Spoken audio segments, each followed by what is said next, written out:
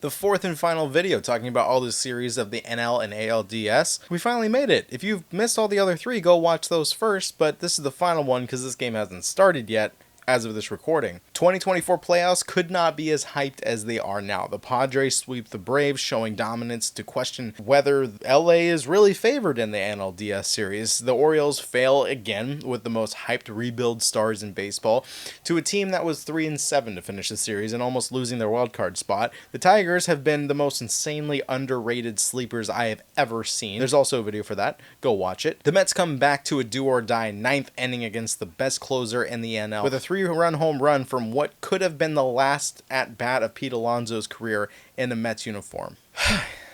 Let's get into it. Welcome back to the Touching Bases podcast. If you're new here, subscribe because I love you and you'll maybe learn to love me. Like at the very end if I deserved it, and share the video on X, Reddit, and any other social media you have so we can get more people in here to yell at me. Thank you. Every team in the playoffs have rightly proven themselves for the division series, and some of them beg the question, can they keep it up? Oh, you guys are lucky today. I got 4 videos coming to you about every series. Short, but to give my take. For every team, there is a massive question mark as to who will be pitching in the AL and NLDS. The Dodgers lost Glasnow, and officially today, they lost Kershaw for the postseason, who, let's be honest, wasn't that great anyways this season, but he's officially gone because of his toe injury. And Yamamoto is coming back off an injury, which is, I mean, honestly, I'm going to say a little bit questionable that they're throwing him out there first because it seems more desperate. Grove, Buehler, Knack, and Miller are ticking time bomb that you really could risk blowing your chances for the World Series, and Shohei has been ruled out as far as pitching in the playoffs for now. If they make the World Series,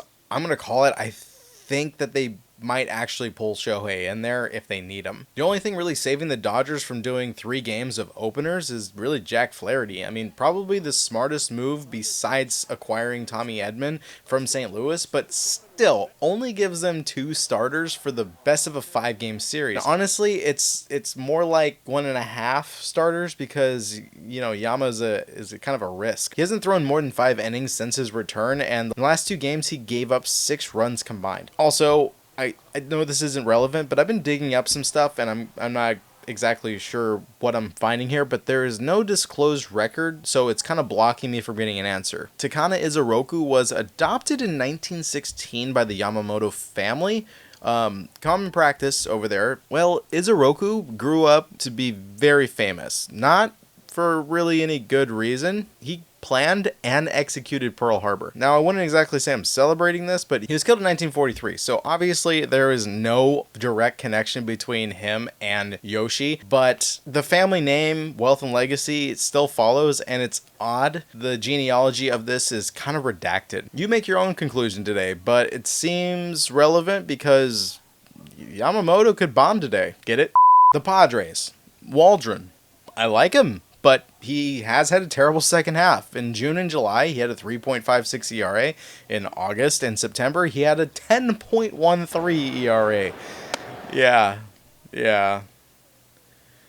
Joe Musgrove, with his 3rd time this season leaving a game because of an elbow discomfort against the Braves, well, he's officially been ruled out of the playoffs to undergo Tommy John. You get Tommy John. You get Tommy John. Everybody gets Tommy John. But the dads are still looking better than the Doyers situation. Everyone else on that rotation, Darvish throwing a 3.55 ERA, only 2 doubles, 10 earned runs. He's 5-0, and batters are only batting .217 against him, and that's in the month of September, coming back from an injury. But it gets better. Another arm has a 3.54 ERA in September, and batters are only hitting .277 against him.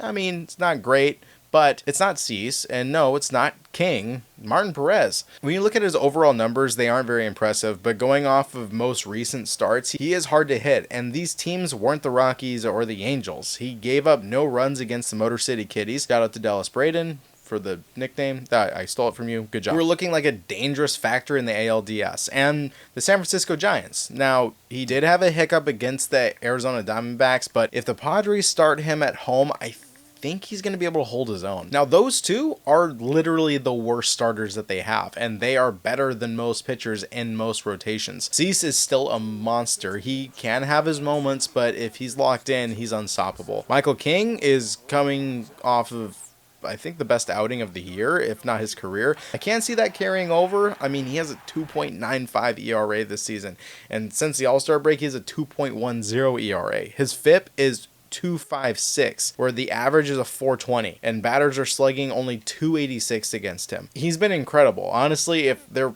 wasn't Tariq Skubal, I would say he'd be worthy of a Cy Young. On top of that, Michael King is 2-0 with an ERA of 2.82 and 26 strikeouts in only 5 appearances against the Dodgers his entire career. So he's actually really good against the Dodgers. Dylan Cease is 1-1 with an ERA of 2.61 and 28 strikeouts with 4 appearances against the Dodgers. Both of them very elite. So I'm almost leaning on the Padres to pull this one off, unless the Dodgers offense can just be unstoppable or pitchers just kind of blow it. I mean, I am a Padres fan, so you can call me biased, but looking at the numbers and this real issue with the Dodgers pitching, I don't know if they're going to be able to score enough runs to support them with how bad they've been, and relying on that bullpen is very shoddy. Vesia is obviously very good, and I think he'll be able to hold his own, but I don't think he can go 4 innings, and I don't think he can do that repetitively every single day. So you tell me, who's winning the NLDS, the Dodgers or the Padres?